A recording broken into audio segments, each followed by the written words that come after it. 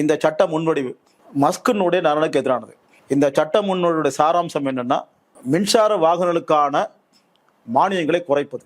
மின்சார வாகனத்தை ஊக்குவிச்சாதான் சுற்றுச்சூழலுக்கு சாதகமானது அப்படின்ற ஒரு கருத்துக்காக, ஒரு நிலைப்பாட்டுக்காக மானியங்கள்லாம் கொடுத்தாங்க, சலுகைகள்லாம் கொடுத்தாங்க. அதுக்கு எதிரானது தான் இந்த சட்ட முன்வடிவு. மஸ்க் யாரு? அவரு மின்சார வாகனத்தில் மிக முன்னில் இருக்கக்கூடிய ஒரு பெரிய நிறுவனத்தினுடைய முதலாளி. அதான் டெஸ்லா. அப்போ டெஸ்லா கம்பெனிக்கு எதிராக ஒரு சட்ட முன்வடிவு வரும்பொழுது, மசோதா வருது, அப்போ அவர் எப்படி ஆதரிப்பார்? அங்கதான் அந்த பிரேக்கப்பு திட்டவட்டமா ஆரம்பிக்குது. அதுக்கு முன்னாடி சின்ன சின்னதா இருந்துச்சு, அது ஒன்றும் விசேஷமா இதுவும் கிடையாது. இந்த வகையில இதுக்கு ட்ரம்ப்புக்கு கொண்டு வரதுக்கு பின்னணி யாருன்னா,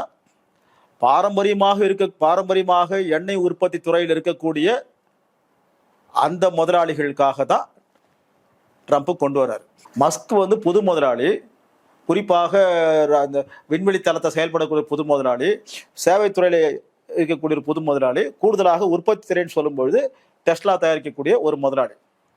அந்த முதலாளிகள் எக்ஸான் மொபில் இது போன்ற பாரம்பரியமாக எண்ணெய் உற்பத்தியில் உலகத்தை ஆட்டி படைக்கின்ற அமெரிக்க கம்பெனிகள் சுற்றுச்சூழலை பாதிக்குது, அப்போ மின்சார உற்பத்திக்கு நாம் மின்சார வாகனத்துக்கு மாறணும்னு சொல்லி, அதுக்கு போன அமெரிக்க ஜனாதிபதி ஆட்சியிலேயே புதுப்பிக்கத்தக்க ஆற்றல், ரெனியூவபிள் எனர்ஜி, அந்த செக்டாருக்கு சலுகைகள்லாம் கொடுத்தாங்க.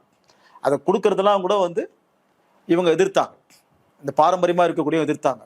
நம்ம ஒரேடியாக சுற்றுச்சூழலை கணக்கில் எடுக்காமல் இருக்கக்கூடாதுன்றதுக்காக சும்மா கொஞ்சம் பிடன் கொடுத்துன்னு இருந்தாரு. அப்படி பிடன் கொடுத்துட்டு இருக்கும்பொழுது இப்போ திட்டவட்டமாக அதை கட் பண்ணுறாரு, ட்ரம்ப் கட் பண்ணுறாரு. அப்போ கட் பண்ணுறதுக்கு பின்னாடி அந்த முதலாளிகள் நலனுடைய நோக்கம் இருக்குது. இதில் தான் மஸ்க் முரண்பட்டு அவர் ரப்சர் பண்ணிட்டு வெளியேறாரு. பிக் பியூட்டிஃபுல் பில் கிடையாது, பிக் அக்லி பில் சொல்லி முரண்படுறாரு.